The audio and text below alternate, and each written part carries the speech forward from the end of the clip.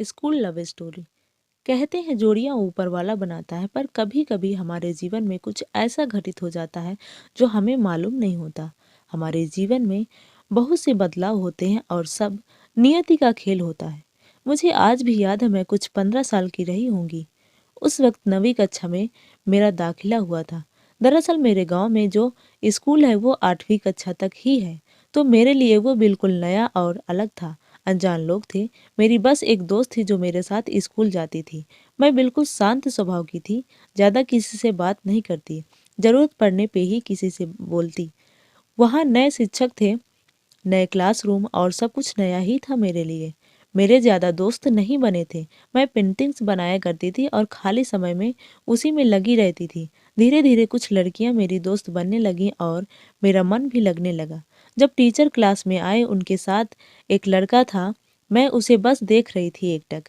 वो सबसे अलग था, मानो मैं उसे देखकर किसी और दुनिया में चली गई। वो लड़का अपनी लिखी किताब का प्रचार करने आया था।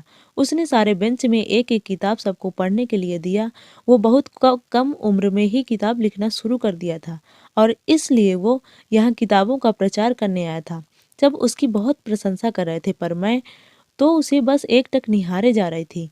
किताबें बांट कर फिर वो चला गया, पर मेरे दिल दिमाग में वही लड़का चल रहा था। उसी का चेहरा मेरे सामने बार बार आ रहा था।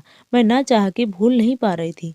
उसकी लिखी किताबें बार बार पढ़ती। वो कहाँ से आया था, कहाँ जाने वाला था, मुझे नहीं मालूम, लेकिन मैं उससे एक बार मिलना चाहती थी। लेकिन अब ऐसा मुमकिन नहीं था। बहुत दिन बीत गए, लेकिन मैं वो मुलाकात भूल नहीं पाई। लगता था शायद कभी उसे फिर से मुलाकात होगी तो मैं उसे अपने प्यार के बारे में बताऊंगी। लेकिन क्या वो मेरे से प्यार करता होगा? उसे तो मेरी याद भी नहीं होगी। मैंने बहुत इंतजार किया, शायद मेरी मुलाकात उससे दोबारा हो जाए। तो दोस्तों, कहानी आपको पसंद आई हो तो लाइक करें, सब्सक्राइब करें एंड बेल आइकन को प्रेस करें। Thank you all.